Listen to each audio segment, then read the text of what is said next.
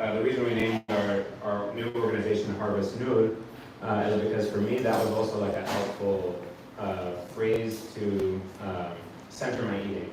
So like when I go to like eat a piece of food, I'm asking myself like, will this food result in the harvesting of Noor? So Noor meaning the Arabic word for light, but it's specifically like a cool light. So it's like how Allah describes the moon, for example, in the Quran, it uses the word Noor for that versus the sun. Is a different word. It's like it has more heat, right? But the moon is like a coolness. So when we are eating food that is more or less, I'll use like a reductionist way of thinking, but that's good for our bodies, right? That actually like ensures preservation of life and that ensures strengthening for worship. We also know from the Quran that when you kind of like flip your situation and you move from like a place of darkness to a place of light, Allah says, right? So from darkness to light. And so if our goal of food is strengthening for worship, then our food can be a means of nur. So that's, in a nutshell, what our goal is. And then the last review item is what is our framework? So again, we talked about the Muslims' epistemology, basically like what is the Muslims' way of knowing right from wrong? So how do we break out of the trap using our epistemology, which is La ilaha illallah, Muhammadur Rasulullah, right? So we said that if you take the framework of the Shahada, it starts with negation. So we more or less, and we said that the truest words of Prophet Muhammad that were ever spoken by a poet was that everything except for Allah is vain or disposable. So if we gave the example of like, whatever you poured the most time into, like imagine that thing being vain or disposable. And so it's no different than the works of like the scientists in the lab who are trying to optimize diets and all of those things. It's not that they're not true, but with a negation-based approach, that the only thing that we can actually affirm truly with 100% guarantee is Allah. So that's our affirmation. So when you apply that to food and science, right, we looked at the goals, like what are the goals of big food, what are the goals of like the health industry, what are the goals of the pharmaceutical industry. At the end of the day, their goals are based on money, right? Just to put it simply, like those are their goals. So we need to come at it from our angle. And that allows us to not necessarily throw everything away that they do, but that affords us at least a healthy skepticism.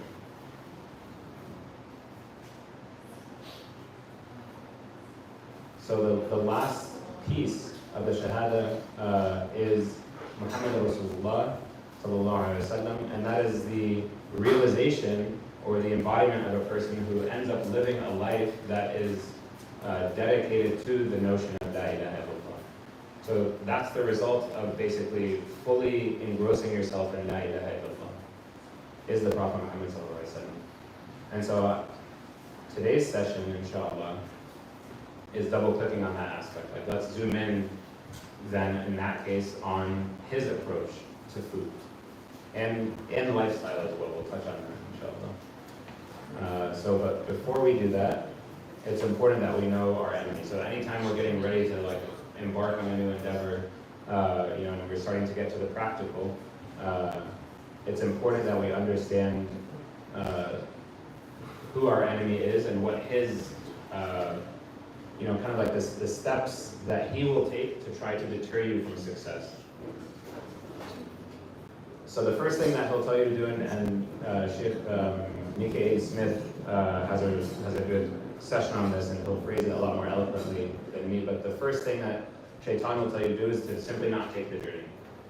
Right? So if you hear anything that you actually want to go home with today and say, okay, yeah, I'm going to center my life around eating for the sake of Allah, for example, Shaitan leaving today will tell you not to do it. He'll find a way to try to convince you, like, this doesn't make any sense. Like, why are you going to throw away, whatever it is that you're going to throw away? Like, don't throw away your keto diet. Don't throw away, like, your, these Snickers bars that you love. Don't throw away, like, any of this stuff, right? So he's going to tell you not to do it. But once you decide you're going to go ahead and proceed, he will try to corrupt your intention. I said, that's fine. Like, you can do it, but do it so that you can achieve a certain body. Do it so that you can impress XYZ person. Do it even for something that on the surface is very noble. Do it because you want to make yourself more appealing for marriage, and marriage is half of your deen, right? But it's not for the sake of Allah. You lose sight of Allah, so he'll try to corrupt your intention. Once you've decided I'm going to have a pure intention, and I'm going to do this, he'll tell you to do it tomorrow. He'll say, just wait. You don't have to do this now. You know, your pantry is filled with all of these good things. Or, you know, on the flip side, you know, we touched on this last week. Maybe you have an eating disorder and you don't want to eat at all. You actually don't have a problem with staying away from food. You have a problem, you have the opposite problem. You don't want to eat food. Because again, you're trying to achieve a certain image maybe. Right, so he'll tell you to do this tomorrow, and it'll be fine. You know, another thing that was interesting that I heard was that the word for tomorrow in the Quran, outside of Surah Al-Kahf, where, you know, Allah teaches us to kind of like not say I'm going to do something tomorrow unless you're saying inshallah. The word for tomorrow is actually primarily only used to describe the day of judgment or the next life. And so what that means is like we actually don't really have a tomorrow. So if you're going to do something, you have to do it now because tomorrow is actually the next life. So not to delay. So once you've decided, okay, I'm going to do this, I'm going to do this right away, he'll tell you to go all in. So he'll be like, you have no room for mistakes. You have no room to, you know, we talk about the 80-20 rule, right, when it comes to eating. So like you have to afford yourself, and you know, we'll talk about this more, but you have to afford yourself some space to still eat some of the things you enjoy, obviously. And the reason is we don't want to crash and burn, but he'll tell you to go all in. And then he'll tell you to quit when you falter or mess up. So then, you know, oh man, I had like a bad day. And it wasn't a planned cheat day, it wasn't whatever it was, right? So that's it, you're done. On the flip side, the prophetic approach, you know, instead of don't take the journey, we're taught, you know, وَمَا جَزَاءُ الْإِحْسَانِ إِلَّا الْإِحْسَانِ. There's no reward for doing something excellent but beyond excellence. Like that's the only reward you can possibly get. So we're always going to strive for excellence. Rather than corrupt your intention, we know that deeds are by their intentions in religion. So you have to purify your intention. Instead of delaying, again, tomorrow isn't guaranteed. Instead of going all in, we have the notion of, you know, the most beloved deeds to Allah are those that are consistent, even if they're small or even if they're little. So gradualism is super important in this journey. And then, you know, every son of Adam makes mistakes, more or less, as one translation. But the best of those who make mistakes or those who sin are those who turn back. So we don't have this notion of like, you have to give up now. That just doesn't exist in our way of life. All right, so the next set of slides are basically going to look at the Prophet Muhammad's approach. So we're going to start to dive in now in terms of like the steps that we should look to take to emulate him. So every slide that you see here will have like a question of like how did he eat, right? So for us, in this case, it's what kept him grounded. And then I try to include like a narration, like a hadith. And then we'll include, inshallah, the attributes, his attributes that we can summarize, and then what does it mean for us today? Like what steps do we take? So what kept him, sallallahu alaihi wasallam, grounded? And there's this hadith here, what have this saying from him, what have I to do with the world? I'm like a rider who stops in the shade of a tree for a while and then moves on. So he clearly understood his main mission or purpose in life. Right? And that's, you know, when we're talking about like you go to reach for a piece of food, having that, this is where being grounded is like super important. If you mess up, this is where being grounded is super important. And so we touched last time on this notion of like having a main purpose. Like how do you want, and if you all have seen Brother Uthman al-Talib who runs Rise Coaching, you know, he'll always talk about this notion of like a kitab book. So when you meet Allah and you get your book, inshallah we all get our books in our right hand. Say Ameen. You know, then what will be like the executive summary for you? Like what will your story have been? What will your contribution have been to yourself, to your family, to the ummah? And so like having something like that to center yourself can be super beneficial. He understood, you know, why we eat. We touched on that. Surrounded himself with like-minded people and held himself accountable. So then our steps, we should look to set a lifelong mission that's Allah-centered for ourselves. And one of the nice things is like if you don't have that right now, doing this for food will actually, it'll cascade to every aspect of your life, right? So like when I worked with Brother Uthman and I set my own goal, like my goal ended up having to do with this. I was like, I want to basically like destroy big food, right? Like that was like my whole thing. And I want to bring nur to the ummah through food. So I would actually like sit there and reverse engineer, like, okay, I'm about to have a conversation with my son who's like 8 years old and I'm really mad at him. But I would say like, okay, is the guy who's going to help the ummah with like the food crisis, does he talk that way to his kids? There's no way that like that's gonna be the same person who tries to like purify people's diets, who also talks to his kid in that way. It's not possible. So that really helps with the grounding. Again, remembering why we eat. So we eat to live. We eat for strength, for worship. So we should all have a strong tribe. And this is where it gets tricky, right? Because like we talked about like our culture, whether it's the Desi culture, the Arab culture. If you're born and raised in the US, but like you're from the South and you like fried chicken and mashed potatoes, like it doesn't matter. Like you are most likely having an uphill battle when you actually go home and try to implement these things, especially if you have like somebody who's like an elder in your home, your mother or a grandmother who like slaves away cooking for you. And now you're starting this like health journey and they're like, I don't understand why you're not eating this. I don't understand like, right? So having a strong tribe, you need to be really gentle with people who are not on the same page as you. And we touched on the adab of the Prophet Muhammad that, to the extent that like even when he was fasting, if somebody gave him food, he'd say, I'm not fasting anymore. And so like, who are we then to be like, sorry, I'm a little parvo, I don't want to touch the food that you ate, for example. And that was definitely me. And Arshad has like a very similar story with like a family member who he saw who like cooked something for him. He was like, really, I don't want to on keto. I'm gonna mess up my state of ketosis and like I don't know what, right? And she was just like, I have no idea what you're saying, but I'm pretty sad. Right? So like the end of the Prophet Muhammad wasn't to kind of like turn people away.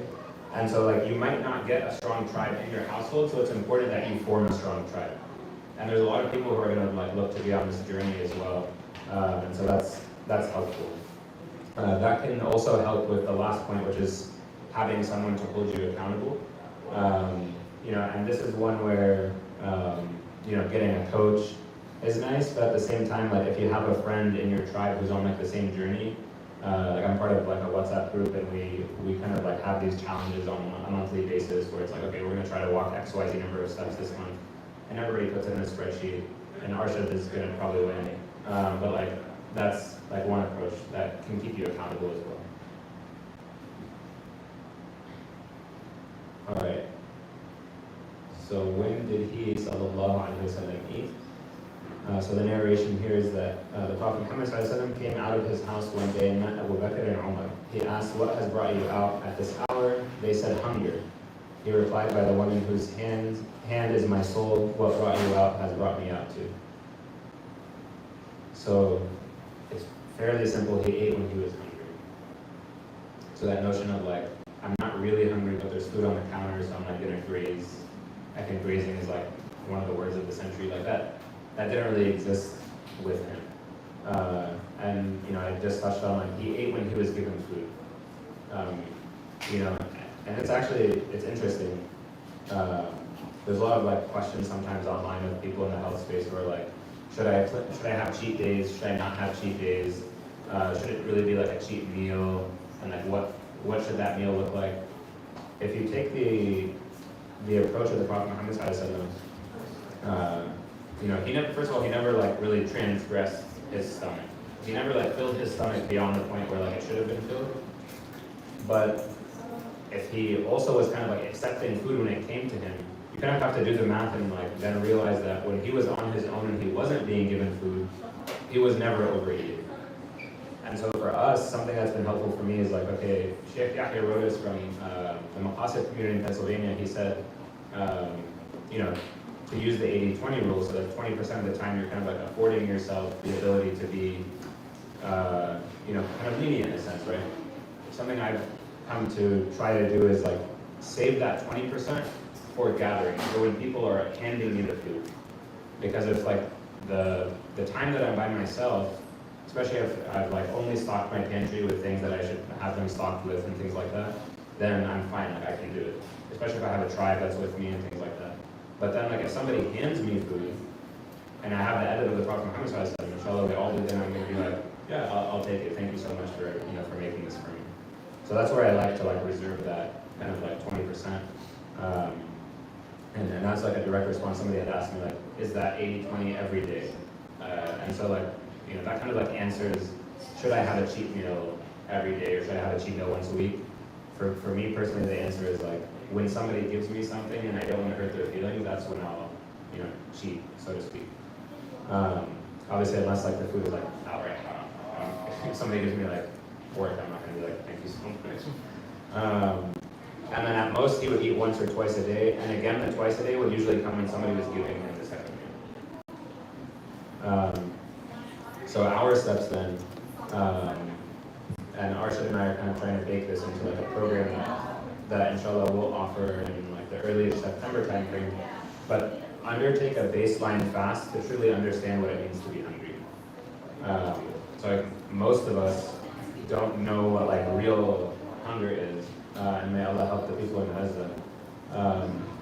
But to like understand like what hunger feels like, sometimes even like the fast of Ramadan won't get you that feeling because you're already like in your mind, you're already like, I know what's coming at Maghrib time. I remember like when I first got married, we'd be walking to the grocery store and we'd be like planning like, I'm gonna have this dessert, I'm gonna have this and this. It almost like carries you through the day. It's like, it's not that big a deal. But it's very, very possible. As a matter of fact, like your body will start to thrive in like the first phase. That they say that there's like 5 phases of like hunger, and the 5th is like very dangerous and detrimental, and that's kind of like what the people in Gaza are facing. But that first phase, your body will actually start to like kill off bad cells if you give it a chance, and start to regenerate good cells.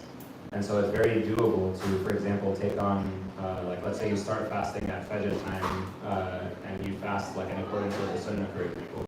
And so then you break your fast with like water, only water, at Maghrib time, and then you proceed to fast. Arshad has done like some really crazy long fast, and like you actually will start to feel, your body will actually start to like basically pull energy from like fat deposits that has fat. There's a story of like a guy that they teach in med school who basically was like very, very obese and checked himself into like a hospital and was like, I'm done eating. And this guy just like stopped eating outright, and they were only giving him like electrolytes and vitamins and he was having tea, but he actually like stopped eating outright for, I can't remember the number of days, but it was ridiculous. It was either like a full year or like over 100 days, and the guy just like stopped eating. And what was happening was he was so obese that his body was able to draw energy from the fat deposits, right? And we know that from like as a kid when we think about like the whale, like the blubber on the whale, right? We're like, yeah, that's how like the whale's going to survive, how it's going to draw energy. But actually the human body is super resilient, and so when you start to overeat, it's like, I need to put this somewhere. And so it's actually able to draw on it for energy later. So the only reason I mention that is that living in the West, there's like nobody here who is at risk for like doing like a 36-hour fast, unless like you actually do have a risk, unless like your doctor says like you have a risk. But most of us are not in a position where it's going to be risky for us to like actually feel what hunger feels like. And then using dhikr to combat eating when like emotionally or spiritually empty. And this one is really interesting. There was a narration that Sheikh Omar Suleiman had brought up that like at the end of time, Allah is going to withhold the rain. And it's going to cause like, drought obviously, and it's going to cause animals to die off. Vegetation will die. And so the people asked the Prophet Muhammad like, how will we survive? And he said like through your tasbih, right? And through your tahmeen. So through your saying of like the people will survive from saying subhanallah and saying alhamdulillah. And through that, and so there's this like, that specific solution may be reserved for those people at that time. So I don't want to encourage anybody here to like go home and like stop eating and then just like go make dhikr and you're gonna be okay. But at the same time, there's a precedent for like, we all know like sometimes we get stressed and what do? We feel emotionally empty, but we turn to food to then fill us up, right? Or sometimes you actually, the opposite happens, where like, you feel so full and you lose your appetite from something that happened, right? Maybe you witness something that's like, morbid, or you witness something that like causes you to lose your appetite, so you feel full of it. And so then you actually want to stay away from food even if you haven't eaten. And so there's this connection between our emotional and our spiritual state and our stomachs. So something I encourage people to do as they start this journey is like get a tasbih, like a dedicated tasbih that you will use to those times where you're feeling emotionally empty. It doesn't have to be just tied to food, but you turn to dhikr essentially. So what did he, sallallahu alaihi wasallam, eat? So a month or two would pass in which we did not. This is Aisha radiallahu anha talking, so the wife of the Prophet talking.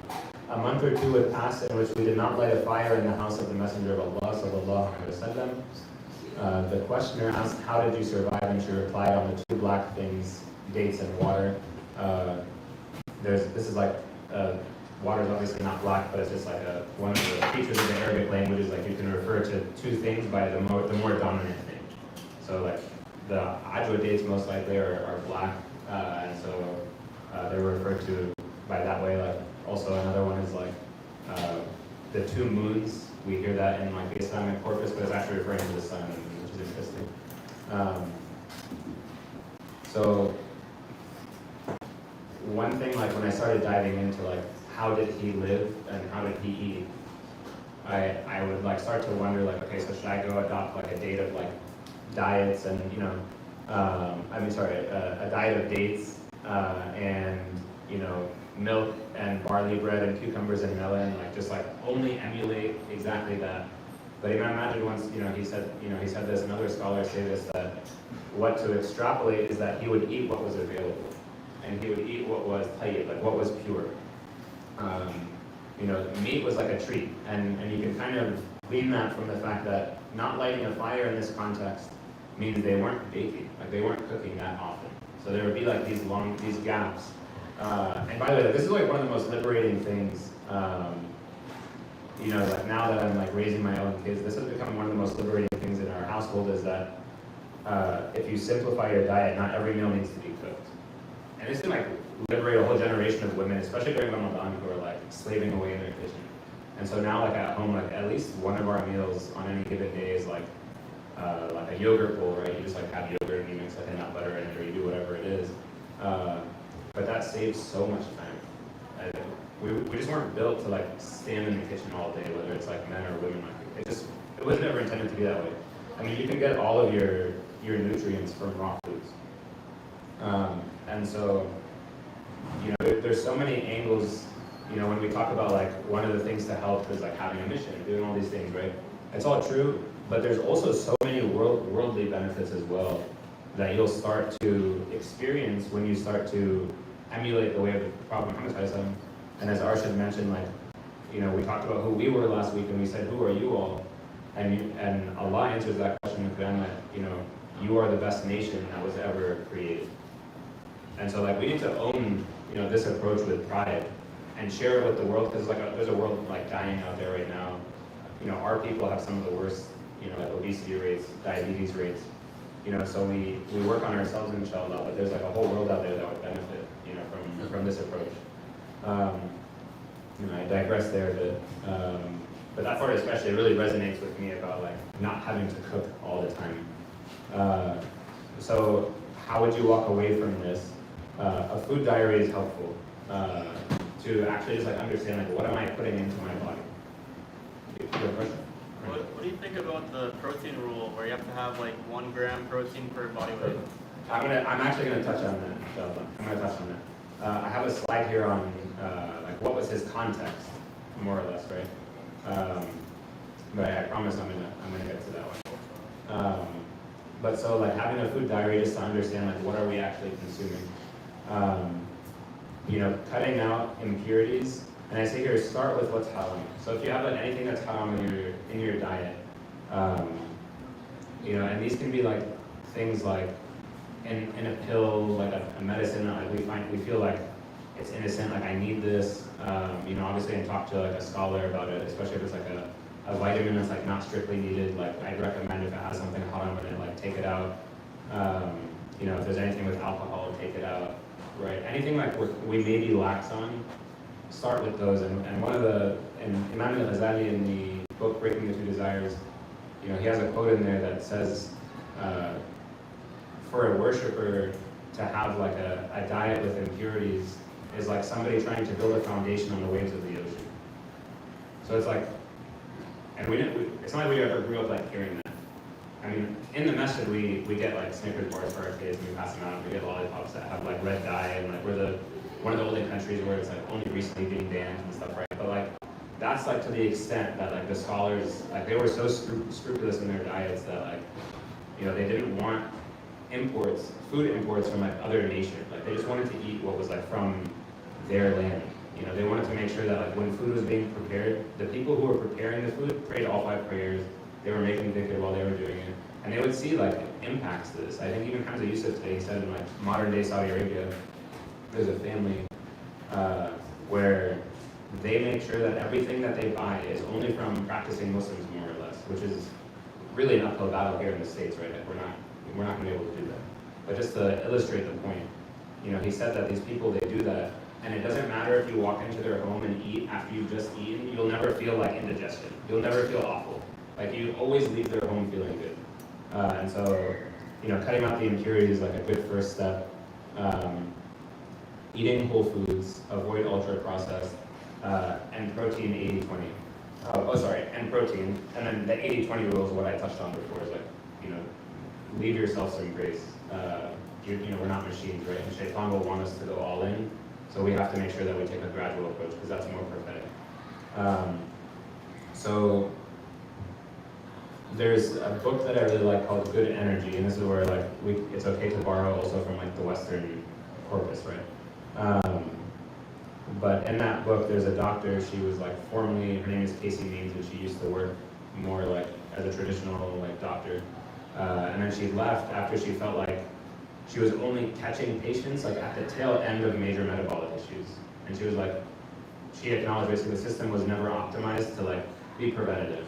It's just not optimized for that. So she says that like if you actually look at the people who are successful on every diet, whether it's like keto or vegan, like how is it possible that like so many people are, you know, actually able to, how many people are actually like, you know, they'll come to bat for their diet, right? You see that on like social media, like carnivore works for me, like don't listen to all these people, and like keto works for me, don't listen to all these people. She was actually saying something interesting, that like the people who are most successful on those diets are still eating whole foods and still avoiding like ultra processed foods. And ultra processed foods, they completely like food at it's actually communicating with our body at like a cellular level, and it results in like, you know, basically like the mitochondria start to experience like dysfunction, which is, we know the mitochondria is like the powerhouse of the cell. Probably the only thing I remember from like elementary school. But the ultra processed foods, basically they don't send the signals to our cells at like a molecular level that they're safe, like that they've gotten what they need. And so there was like a study that was done at NIH where they basically took 2 groups of people, and for 2 weeks they had one group eat like ultra processed foods, and for the other group they had them eat like a whole food based diet, basically cut out like the ultra processed. And the people who ate the ultra processed foods had, by the end of the 2 weeks, they had eaten like on average 7,000 calories more than the people who were eating like more of like a whole food based diet. And so somebody brought up something really important last week about like, it's actually one of the things that's really challenging is we're not all in the same like socioeconomic status, such that we can easily go to the grocery store and be like, I'm gonna go start shopping at Mom's Organic, and I'm only gonna get like organic apples and organic this and organic that. But at the same time, it's important to know that the way Allah designed our bodies is that those foods will communicate to your body safety and satiety. So those are the foods that will actually tell you that you're full. And so one issue with ultra processed foods is that they'll tell you need more. And so I haven't seen like a study, but you know, the likes of people like Casey Means from citing, they'll cite these studies that talk about like the, you know, that group ate 7,000 more calories on average over that 2-week period of time which resulted in a 2-pound weight increase over that period of time. But also like the money could start to even out. Like if you're having to buy more ultra processed food, then you're also, by the same token, you're not having to buy as much of the non-processed food. So yeah, that's, and I know I didn't answer your protein question, I'm going to answer it now. So do we need that much protein, right? I think this is sorry. I'm going to go ahead and answer it, but there's a slide about context. Basically. You sure? Okay, I'll come back to it. So how did he, sallallahu alaihi wasallam, eat? I eat as a servant eats, and I sit as a servant sits. And he never found fault with food. If he liked it, he ate it. If he disliked it, he left it. The context of if he disliked it, he left it was not in the context of him like receiving food from someone. Right? There's like a narration that he once received like a sour fruit from somebody, and he didn't actually share it with any of the Sahaba because it was sour, and he knew that they would make like a grimacing face. And out of like the not wanting to upset the person who he gave the food, he sat there and ate like all of it by himself because he knew how to like kind of like hold his expressions. And so that's one of the most beautiful things about this whole thing is like when you start to try to improve your food journey, one of the things that I found most liberating that we don't see in the food trap is there's so much of it that's not about food. Like just like the things like this, like how did he eat? He ate like a servant, he ate whatever came his way, he ate on the floor, he ate with gratitude, he ate with his hands, and he ate without blowing his food. So he was patient. Like if food came in and it was hot, he said explicitly like not to blow on your food. Just wait for it to cool down. And so there's so many levers that we can pull on as Muslims, like know your purpose, right? Increase your movement, that's touted by everybody obviously, but as you go on this journey, food is sometimes like the hardest thing to break, but there's so many other aspects, and we'll touch on sleep, right, and things like that, and circadian rhythm and going outdoors. And for me, that was really liberating. I was like, oh, all this other stuff is going to impact my cravings as well. It's not just like literally the food. So what are our steps to emulate this? So accept what you receive with gratitude. Modern science is actually showing like a connection between the gut and the brain. It's called like the brain-gut or the gut-brain axis. And gratitude actually has an impact on this axis, subhanAllah. The Prophet Muhammad was like preaching this over 1400 years ago. And these Western books that like we draw from sometimes, even the one I just mentioned, like she talks about like be thankful, but she doesn't mention God. So it's like, who are you being thankful to? You're kind of still left in this void. So they know to have gratitude, but like, if you went and you bought the food by yourself and you made the food by yourself, like you may not know like, who do I express gratitude to? Dr. Shadi al-Masri, he said something interesting once, like, for me, I was like, okay, I can accept what I received if I go to someone's house and they give me food, or my mom gives me food, like that's not a problem. But Dr. Shadi al-Masri, I think he's from the New Jersey area, he said that like if his family actually goes out to a restaurant and the waiter brings out the meal and he messed up, they messed up the order, basically, right? Because as long as the food is actually still like halal and okay for them to eat, he doesn't send it back. He doesn't tell the waiter like, oh, this is not what I ordered, I asked for like no lettuce and you gave me lettuce, like he doesn't do that. And that to me was like taking it to like another level in terms of mindset, where it's like you start to look around you and anytime food is put in your hand, you look at it like this came from Allah, versus like this only came from like the person who's right in front of you. So there's so many stories and narrations. There's another one about like a pious man who was with his friend and he pulled out a tray of like a bunch of loaves of bread and he offers it to him. And his friend starts to like flip over like all of the loaves of bread. And what he's doing is he's like looking at like which one's the best. And so the pious friend kind of like looks at him and he's like, do you know how many forces were at work here just to get this bread like in front of you? Like it started with like the rain, and then it started and like the wind blowing the clouds so that the rain can move. And then like Allah outlines these steps himself in Surah Abasa, right? Like, and then we opened up the earth and the rain did its thing, right? So like all of these things until it finally came to the hand of the baker and he kneaded the bread and then he put it in the oven and it became rounded. And now I put it here in front of you and you have like the audacity to like flip it over to see if it's good. And like when I read that story, I was like, that's me. Like, I gotta stop flipping over like this stuff. Like, and that was another one of the, that was the problem Muhammad Sallallahu is when he was eating, he would have his plate, he would eat what was closest to him in the plate, and he wouldn't like let his fingers kind of like wander to like find like what's the best bite in the plate, right? He would just like eat from what's closest to him. Eating on the floor and sharing when it's hard. I have like a blog post on this that like, for like 7 years I ate the same like egg and cheese sandwich. And this like after I had lost like 70 pounds right after college. And this incident was like something that helped be like a catalyst to like continue the journey basically. For like 9 years, I was kind of like still toiling, you know, like bouncing from diet to diet, going up and down. I still had more like weight to lose. And then I had this incident where like I was having this same breakfast like every day, and I told myself it was because like I needed protein, I wanted to start my day right, I needed all these things. And then my son came and was like, Baba, can I have a bite? I was like, nah, I need my protein. Like I need, you know what I mean? Like I was just like, it. And then like I came across, you know, that he ate as the servant eats, and it was like, and he ate together, right? Like he ate with other people. Like he didn't want to eat by himself. So subhanAllah, like that right away for me, I ended up going on like a 30-day strike of that food that I had for 7 years. And I just had like 3 to 5 dates for like 30 days. And then my kid, for breakfast, and then my kid would come up to me and was like, Bob, I want to do that too. Like, I just want to eat like a few dates. And I would look at his mom and we're like, oh, no, like you need more, like you need to eat more food. But so these mindsets are more than just like mindsets. They give you like something to embody. So those are how he ate, sallallahu alaihi wasallam. So how much did he eat? I think we mostly know this. The son of Adam does not fill a vessel worse than his stomach.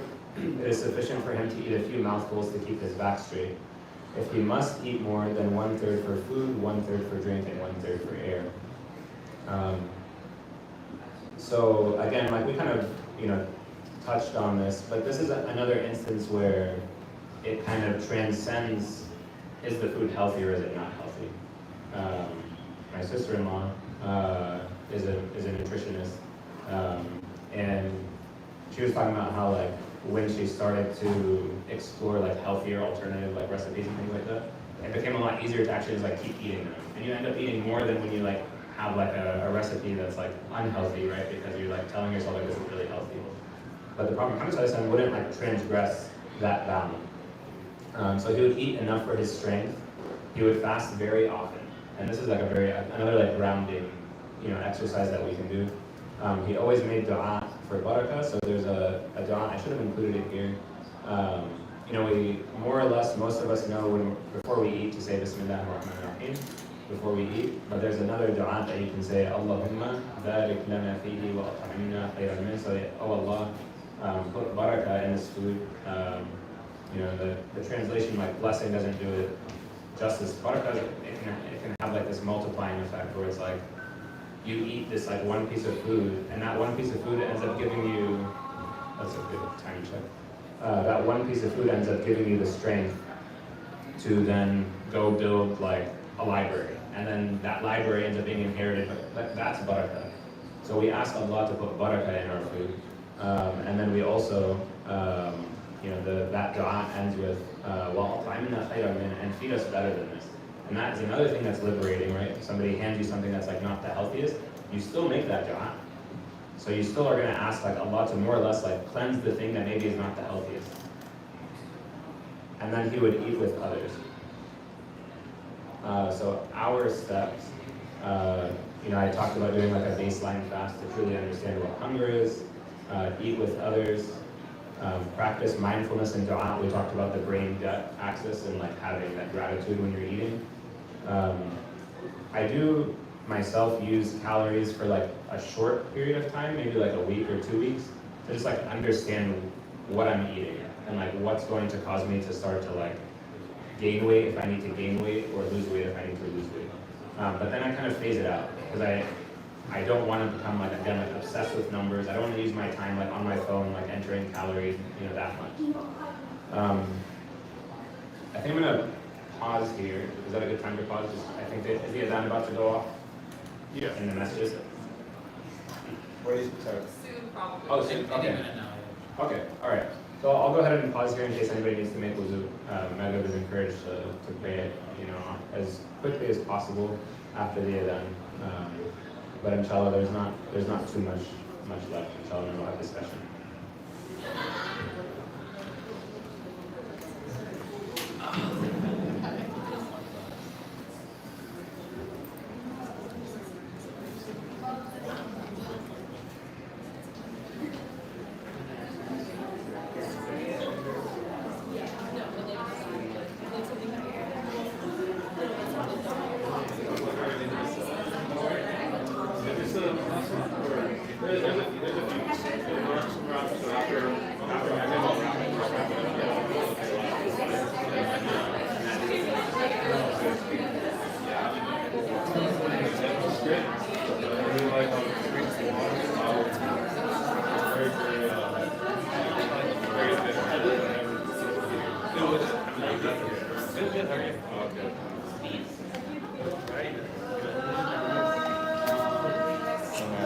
Another hookie. I don't know. We got the whole, yeah. You know if they're supposed to? I believe that, yeah. Oh my gosh.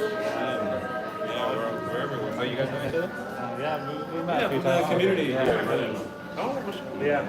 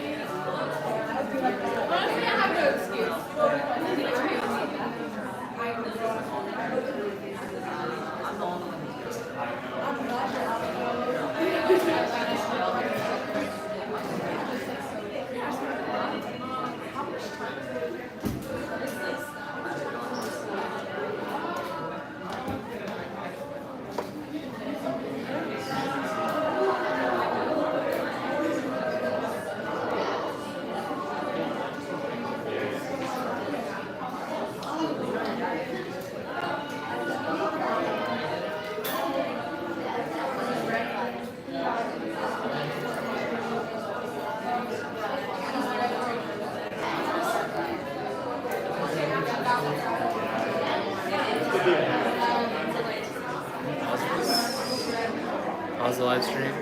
There's- Intermission display. There's no one watching.